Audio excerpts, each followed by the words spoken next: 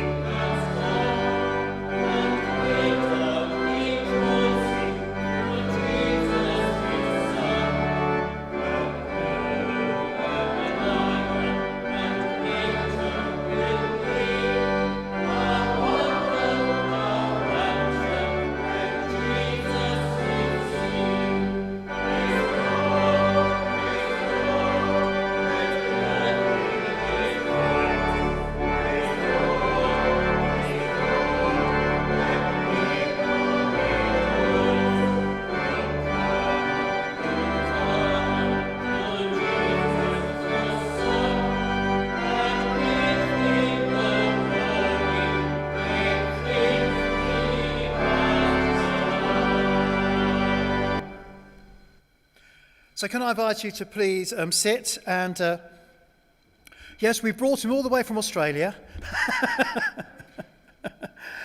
So Mark now is going to make a tribute to his dad by Liz, and then we'll have some videos as well. So thank you, Mark. Sorry? Yeah. Well, to follow on from Ray, it's just really good for me to be able to be here. Obviously, with Mum's funeral, it was not possible, but the travel from Australia is beginning to be a little bit better, but we still have to get permission to leave the country. So, unfortunately, it's only me, and Sue and the boys are joining us on video, but I'm just pleased to be able to hear. Just to, the last 2 years for Dad was quite tough, living with the COVID, with his mobility and Mum passing, and also the fact that Liz and I couldn't get back. So really want to remember Dad now for the person he was, the life he led, and the upbringing, support and values that he and Mum instilled in Liz and me. From my earliest memory, Dad was always really engaged in the community, both the church here, the golf club, his singing and his work. And I think through this, he and Mum had a really wide circle of friends, and it's great to see it's turning up today, and we really appreciate you doing that. While Dad could always be firm, I think as Ray pointed out, he was always fair, and I think through his strong work ethic, his sense of responsibility and sense of community, he set a really great example, which I think has served me well as I've been growing up. I think with Mum, Dad provided Liz a strong, safe, loving environment. I think the boundaries he set were just right. He gave us enough freedom, might not have thought so at the time, but he gave us enough freedom to explore things and do what we need to do. I also think he gave me a lot of encouragement, support, and quite often a good kick up the backside when it came to work and school. And I think, I wasn't the greatest student when I was a teenager. I think Liz found this the other day. She found an old school report of mine and was quite shocked by some of the comments on it. But he and Mum gave me huge support and got me through school and into university. And I think that going to university was probably the big change for me, and it helped, form the life that I have going forward. So I will always be thankful for most members' cars, and Dad was busily hiding himself behind a bush. For many years after that, I played at many anonymous public courses around here, one of which I hope many of you will join us for later. But that was really great. And I think, his time as Moseley Golf Club, as B-team captain, chairman, and I think finally as president, was like a second career for him. And that was really close to him, and he really enjoyed his time there. And I think equally, Mum found it incredibly valuable that through retirement it kept Dad out of the house 3 or 4 mornings a week, and I think it really added to their quality of retirement, that balance. As I say, he loved golf, and I think last weekend I was watching the Ryder Cup, and it was sad when I couldn't phone him up, and we used to discuss, who was playing with who, how the golf had gone, how noisy all the Americans were. Sorry, but it was true. And so I really missed that, and I really brought back memories from the day that he and I went to the 2002 Ryder Cup at the Belfry. So they were very, very fond memories. I think Dad, along with Mum, created a really solid bedrock of a family that enabled Liz and me to set out really confidently in our lives. And I think as we ourselves left home, it was always there. It was the foundation that we could always turn back on. I'm going to miss them both dearly, continue to live the values and the lessons they taught us. So I think in a minute after Liz, my wife Sue's going to actually say a few words on the video as well, because she was obviously very much a part of our family, and I'm very sorry that she couldn't make it today. But I think Liz, if you want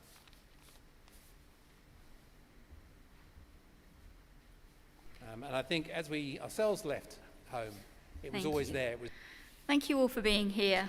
I'm just going to say now that Mark and I didn't on. discuss what we were saying to miss them each both other, dearly. and obviously the same things meant the same live the values to both of us, because and the I was lessons thinking it through this morning, and I was thinking, what are Dad's passions? I think in a minute after And I came Liz, up with my family, wife Sue's gonna friends, actually say a few words fun, on the video as well, travel, because she was church, obviously singing, and very golf. much part of our family, and Well, my I'm notes very here sorry say that she couldn't make it. golf, I think Liz- not for the girls. I know golf was where Dad went on Saturday mornings, and Mum and I could go shopping or have other fun. So, fortunately, Mark covered the golf. Thank you all for being But here.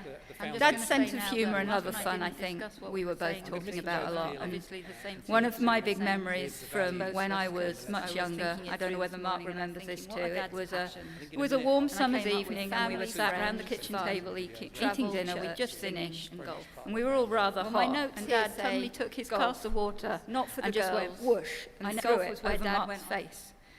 And from that, it became this biggest water fight we ever had. Mum kicked us out, that garden, the hose pipes, the buckets and everything, and Mum was just stood at the window wondering what had happened, and we were just chasing each other around the house. And that was very much sums up Dad. He was full of surprise.